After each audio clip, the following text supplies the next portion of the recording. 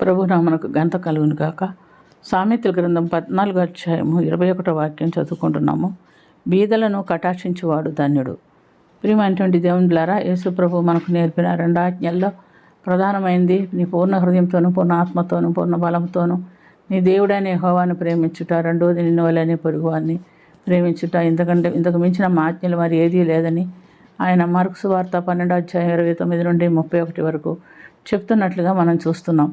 అయితే బీదలను కటాక్షించేవాడు ధన్యుడు అనేటటువంటి మాటలో ఇక్కడ ప్రాధాన్యత ఇచ్చినట్టుగా మనం గమనిస్తున్నాము. ద్వితీయోపదేశకాండం 15వ అధ్యాయంలో 7 నుండి 11 వరకు దేవుడు ఇచ్చినటువంటి మోషేకి చెప్పినటువంటి కట్టడలో దేవుడైన యెహోవా ఈ విధంగా చెప్పి ఉన్నాడు.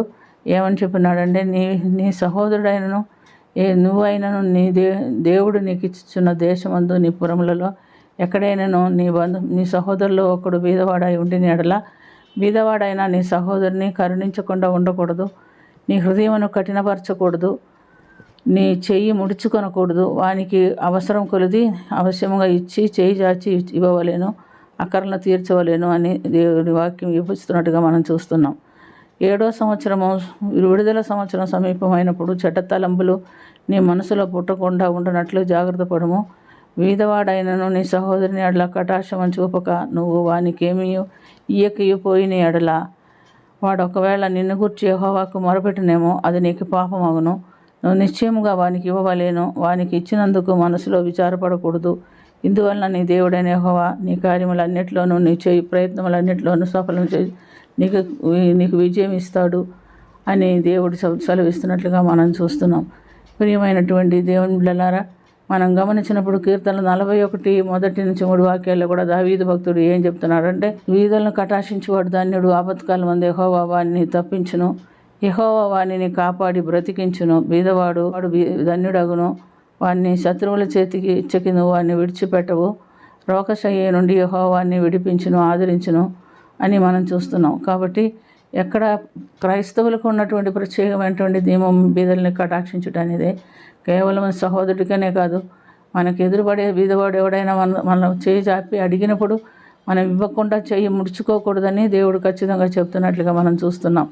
లూకా సువార్త 3వ అధ్యాయము 10-11 వాక్యంలో కూడా మనం గమనించినప్పుడు బాప్తిస్మం ఇచ్చి యోహాను కూడా ఇదే వర్తమానం తెలియపరుస్తున్నట్టుగా మనం చూస్తున్నాం. ఎవడైనాను 2 అంగీలు కలవాడు లేని వానికి ఇవ్వవలేను, ఆహారం కూడా కలవాడు లేని వానికి ఇవ్వవలేను అని బాప్తిస్మం ఇచ్చు యోహాను కూడా తెలియపరుస్తున్నట్టుగా గమనిస్తున్నాం. సామెతల గ్రంథం 19వ అధ్యాయము 17వ వాక్యంలో బీదలను కటాక్షించువాడు ధన్యుడని చూస్తున్నాం. యెహోవాకు అప్పిచ్చువాడు వాని ఉపకారమునకు ఆయన ప్రత్యుపకారం చేయను అని చెప్పుచున్నాడు. కాబట్టి బీదల విషయంలో చాలామంది మాకు ఎందుకు అని అనేకమైనటువంటి ఉపమానాలు కూడా దేవుని పరిశుద్ధ గ్రంథంలో చూస్తున్నాం. బీదవాడు ధనవంతుడు, వారు చనిపోయిన తర్వాత బీదవాడు దేవుని రాజ్యమునకు కొనిపోబడ్డాడు, ధనవంతుడు నిత్య నరకాగ్నిలో కాలిపోతున్నట్టుగా కూడా మనం గమనిస్తున్నాం. కాబట్టి ప్రియమైనటువంటి దేవునిలారా, దేవుడిచ్చిన ఈ కట్టడలో మనం బీదవాళ్ళని కరుణించటము, వారికి సహాయం చేయటము మనకు నేర్పించున్నాడు. ఆ ధన్యత మనకు మాత్రమే ఉంది. కాబట్టి తప్పకుండా ఈ కార్యం మనం చేసి దేవుని నామానికి మహిమ తెచ్చేవారుగా ఉండాలని దేవుడు మనకు తెలియపరుస్తున్నాడు. కనుక మనల గురించి మనమే పరీక్ష చేసుకుందాం. మనం అలా చేయగలుగుతున్నామా లేదా? ఒకవేళ చేయలేకపోతే ఇక మీదట బీదవారిని కటాక్షిస్తాను, బీదవారికి సహాయం చేస్తానని ఒక తీర్మానం తీసుకొని మనం ముందుకు వెళ్ళినట్లుగా దేవుడు మనకు సహాయం చేయనుగాక.